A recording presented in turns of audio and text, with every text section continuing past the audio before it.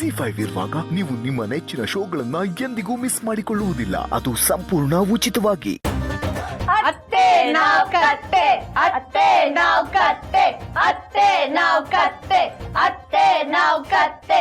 ಬರ್ಬೇಕು ಬರ್ಬೇಕು ಲೀಲಾ ಅತ್ತೆ ಬರ್ಬೇಕು. ಎಲ್ಲಿವರೆಗೂ ಹೋರಾಟ? ಅತ್ತೆ ಬರೋವರೆಗೂ ಹೋರಾಟ.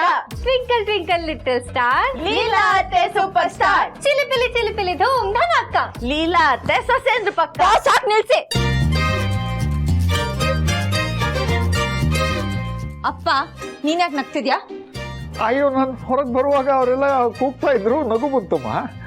ನೋಡು ಅಮ್ಮನೂ ನಗ್ತಿದ್ದಾಳೆ. ಯಾಕಮ್ಮ ನಗ್ತಿದ್ಯಾ? ಅತ್ತೆಗೋಸ್ಕರ ಕಷ್ಟಪಡೋ ಸೊಸೆಂದ್ರನ ಜೀವನದಲ್ಲಿ ಮೊದಲೇ ಸಲ ನೋಡ್ತಾ ಇದ್ದೀನಿ.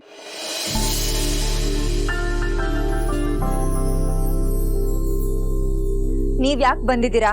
ಅದನ್ನ ನಾನ್ ಹೇಳ್ತೀನಿ. ಶ್ರೀಯುತ ಅಭಿರಾಮ್ ಜಯಶಂಕರ್ ಅವರ ಸೊಸೆಯಂದಿರಾದ ನಾವುಗಳು ಶ್ರೀಮತಿ ಲೀಲಾ ಅಭಿರಾಮ್ ಜಯಶಂಕರ್ ಅವ್ರನ್ನ ಅಲಿಯಾಸ್ ನಮ್ಮ ಅತ್ತೆ ಅವರನ್ನ ವಾಪಸ್ ಕರೆದುಕೊಂಡು ಹೋಗುವ ಹಂಬಲದಿಂದ ಶಾಂತಿಯುತವಾಗಿ ಆಗ್ರಹ ಮಾಡೋದಕ್ಕೆ ಬಂದಿದ್ದೀವಿ.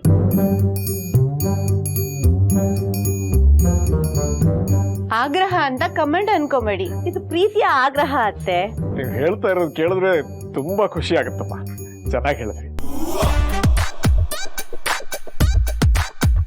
ಅಪ್ಪ ಸಾಕ್ ಸುಮ್ನಿರು.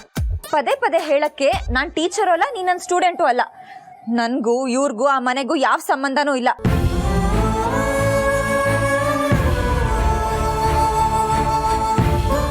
ನೀವೇನ್ ಹೊರಡ್ಬೋದು.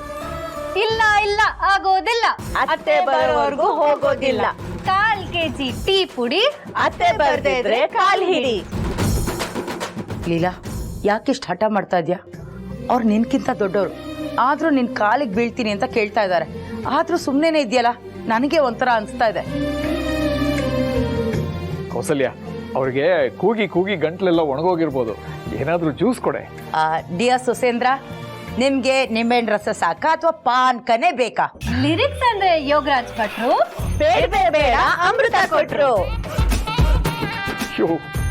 ಯಾರಮ್ಮ ಈ ಸಾಲುಗಳನ್ನೆಲ್ಲ ಬರೆದಿದ್ದು? ನಾನೇ ಅಂಕಲ್. ಟ್ರೆಂಡಿ ಆಗಿದೆ ಅಲ್ವಾ? ನಮ್ಮ ಅತ್ತೆನ ಇಂಪ್ರೆಸ್ ಮಾಡೋದಕ್ಕೆ ಅಂತ ಬರ್ದಿದ್ದೀನಿ. ಅವ್ರು ವಾಪಸ್ ಬಂದ್ರೆ ಅಷ್ಟೇ ಸಾಕು. ನಂಗೆ ಇರಿಟೇಟ್ ಮಾಡ್ಬಿಡಿ ಪ್ಲೀಸ್, ಹೊರಟೋಗಿ. ಸಾಫ್ಟ್ ಆದ್ರೂ ಇಮೋಷನಲ್ ಆಗಿ ಅಟ್ಯಾಕ್ ಮಾಡಿ. ಅತ್ತೆ, ಇಷ್ಟು ದಿನದಿಂದ ನಾವು 3 ಜನ ನಿಮ್ಮ ಬಗ್ಗೆ ಅನ್ಕೊಂಡಿದ್ ರೀತಿ, ಆಡಿದ ಮಾತು, ತಗೊಂಡಿದ್ ನಿರ್ಧಾರ, ಮಾಡಿದ ಕೆಲಸ ಎಲ್ಲ ನಿಮ್ ವಿರುದ್ಧವಾಗೇ ಇತ್ತು. ಅದರಲ್ಲಿ ನಾನೇ ತುಂಬಾ ಪುಣ್ಯ ಮಾಡಿದ್ದೆ. ನಿಮ್ ಬಗ್ಗೆ ನನಗೆ ಬೇಗ ಗೊತ್ತಾಯ್ತು. ನಾನು ತುಂಬಾ ಪಾಪ ಮಾಡಿದ್ದೆ. ಅಕ್ಕಂದ್ರಿಬ್ರಿಗೂ ಗೊತ್ತಾದ್ಮೇಲೆ ನೀವೇನು ಅಂತ ನನಗೆ ಗೊತ್ತಾಯ್ತು. ಹಿಂದಿನ ತಪ್ಪನ್ನೆಲ್ಲ ಕ್ಷಮಿಸ್ಬಿಡಿ. ಬರ ಬಂದ್ಮೇಲೆ ಬಾವಿ ತೋಡಿದ್ರೆ ಏನು ಪ್ರಯೋಜನ ಇಲ್ಲ. ಎಷ್ಟೇ ತೋಡಿದ್ರು ಅಲ್ಲಿ ಸಿಗೋದು ಮಣ್ಣೆ.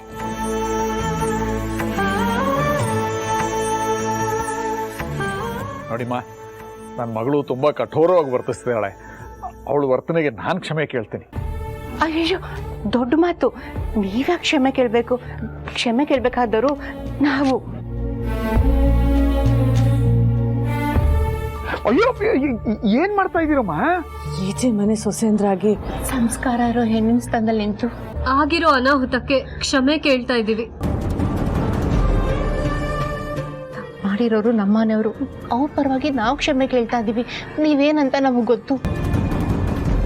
ಜಗತ್ತು ನಿಮ್ಮನ್ನ ಕಳ್ಳ ಸುಳ್ಳ ಏನಾದ್ರೂ ಅನ್ಲಿ, ಆದ್ರೆ ಲೀಲಾ ಅತ್ತೆಗೆ ನೀವ್ ಕೊಟ್ಟಿರೋ ಸಂಸ್ಕಾರ ನೋಡಿದ್ರೇನೆ ಗೊತ್ತಾಗತ್ತೆ ನೀವ್ ಎಂತ ದೇವ್ರಂತವ್ರು ಅಂತ.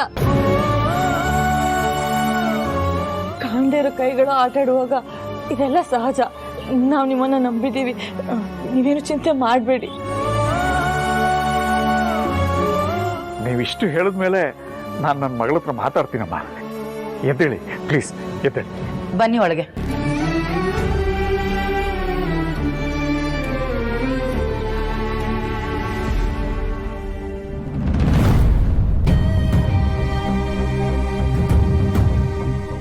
ಅಭಿ ಅಂತರ ಪ್ರೊಫೆಷನಲ್ ವಿಷಯ ಮಾತಾಡೋದಾದ್ರೆ ಆಮೇಲೆ ಮಾತಾಡೋಣ. ನನಗೀಗ ಮನಸ್ಸಿಲ್ಲ.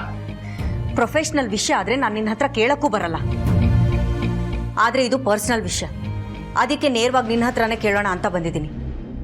ನೇರವಾಗಿ ಕೇಳಬೇಕಾ? ಸರಿ ಕೇಳಿ. ಲೀಲಾ ನಿನ್ನ ಹೆಂಡ್ತಿನ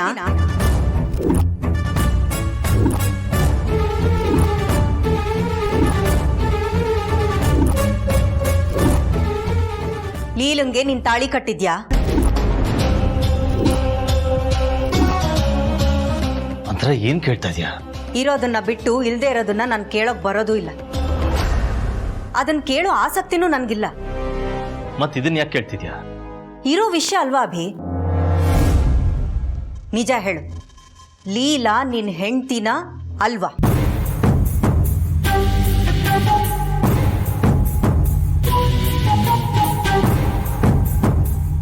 ಅಭಿ, ನೀನ್ ಉತ್ತರ ಕೊಡದೆ ಇಲ್ಲಿಂದ ಹೋಗೋ ಹಾಗಿಲ್ಲ.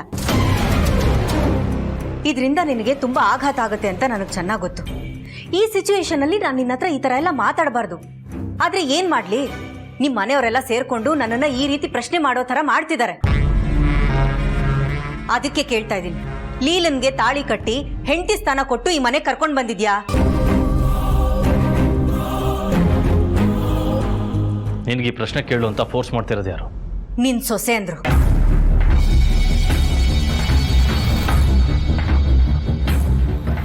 ಅವ್ರು ಮಾಡಿರೋ ಘನಂದಾರಿ ಕೆಲ್ಸದಿಂದ ನಾನೇ ನೇರವಾಗಿ ನಿನ್ನ ಹತ್ರ ಪ್ರಶ್ನೆ ಕೇಳಬೇಕು ಅಂತ ಬಂದಿದ್ದೀನಿ.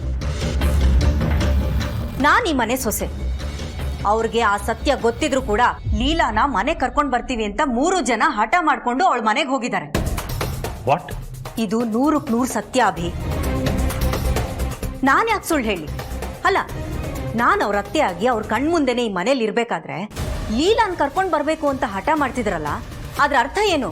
ಅದ್ರ ಉದ್ದೇಶ ಏನು? ಅವ್ರ ಅತ್ತೆ ನಾನಲ್ಲ, ಲೀಲಾ ಅವ್ರ ಅತ್ತೆ ಅಂತ ತಾನೇ? ಅದಕ್ಕೆ ಈ ಪ್ರಶ್ನೆ ಕೇಳ್ತಾ ಇದ್ದೀನಿ. ಗೊತ್ತಿಲ್ಲದೆ ಕೇಳ್ತೀನಿ ಅಭಿ, ಆ ಲೀಲಾ ನಿನ್ಗೆ ಎಷ್ಟೆಲ್ಲ ತೊಂದರೆ ಕೊಟ್ಟಿದ್ದಾಳೆ, ನಿನ್ನನ್ನ ಇಷ್ಟೆಲ್ಲ ಡಿಪ್ರೆಸ್ ಆಗೋ ತರ ಮಾಡಿದಾಳೆ. ಆದ್ರೂ ಅವಳು ಯಾಕೆ ಈ ಮನೆಗೆ ವಾಪಸ್ ಬರ್ಬೇಕು ಅಂತ? ಮೊದ್ಲೇ ನೀನ್ ಎಷ್ಟು ನೊಂದಿದ್ಯಾ ಅಭಿ. ಮೊದ್ಲು ನಿನ್ ಮಗ ಮೋಸ ಮಾಡ್ದ, ಈಗ ಆ ಲೀಲಾ ಅನ್ನ ಹಾಕಿದ ತಪ್ಪಿಗೆ ಮೋಸ ಮಾಡಿದ್ಲು. ಅಂತರ ಲೀಲಾ ನನಗೆ ಮೋಸ ಮಾಡಿಲ್ಲ, ಮೋಸ ಮಾಡಿರೋದು ಅವರಪ್ಪ. ಆದ್ರೆ ನಡು ರಸ್ತೆ ನಿಲ್ಸಿ ನಿನ್ ಹೆಸರು ಕರೆದು ರಂಪ ರಾಧ ಅಂತ ಮಾಡಿದಾಳಲ್ಲ, ಅದು ತಪ್ಪಲ್ವಾ? ನೋ, ಅದು ತಪ್ಪಲ್ಲ. ಹೆತ್ತ ತಂದೆಗೆ ಯಾರೇ ಬಂದು ಹೇಳಿದ್ರು ಮಗಳದವಳು ಬಂದು ನಿಂತೇ ನಿಲ್ತಾಳೆ, ಅದ್ರಲ್ಲಿ ಅವಳದೇನು ತಪ್ಪಿಲ್ಲ. ಆಕ್ಚುಲಿ ತಪ್ಪು ನಂದು. ನಾನೇ ಸ್ವಲ್ಪ ಓವರ್ ಆಗಿ ರಿಯಾಕ್ಟ್ ಮಾಡ್ಬಿಟ್ಟೆ. ಈಗ ನನಗೂ ಬೇಜಾರಾಗ್ತಾ ಇದೆ. ಅಷ್ಟು ಇನ್ಸೆನ್ಸಿಟಿವ್ ಆಗಿ ನಾನು ನಡ್ಕೋಬೇಕಿತ್ತ ಅಂತ. ನೀನು ನಿಸ್ವಾರ್ಥಿಯಾಗಿ ಯೋಚನೆ ಮಾಡ್ತಿದ್ಯಾ ಅಭಿ, ಅದಕ್ಕೆ ನಿನಗ ತಪ್ಪು ಅಂತ ಅನ್ನಿಸ್ತಿದೆ. ಆದ್ರೆ ನಾನು ಅಗ್ನಿ ಸಾಕ್ಷಿಯಾಗಿ ನಿನ್ನ ಹತ್ರ ತಾಳಿ ಕಟ್ಟಿಸ್ಕೊಂಡಿರೋ ಹೆಂಡತಿಯಾಗಿ ಯೋಚನೆ ಮಾಡ್ತಾ ಇದ್ದೀನಿ. ನೋಡಭಿ, ಇದರಲ್ಲಿ ನಿಂದೇನೂ ತಪ್ಪಿಲ್ಲ. ನೀನ್ ಹಣ ವಾಪಸ್ ಕೊಟ್ಟು ಚಂದ್ರಶೇಖರ್ ಗಂಟಿರುವಂತ ಆರೋಪ ಹೋಗಿಸ್ಬೋದು. ಆದ್ರೆ ಅವಳು ಯಾವಳು ಲೀಲಾ ಬೀದಿಲ್ ನಿಂತು ನಿನ್ ಮರ್ಯಾದೆ ತೆಗೆದ್ಲಲ್ಲ, ಅದ್ ನಿನಗೆ ವಾಪಸ್ ಸಿಗುತ್ತಾ? ಅಂತ ಸ್ಟಾಪ್ ಇಟ್. ಲೀಲಾ ಬೀದಿಲ್ ಹೋಗೋಳಲ್ಲ. ಬೀದಿಲ್ ಹೋಗೋಳಲ್ವಾ? ಹಾಗಾದ್ರೆ ಯಾರವಳು?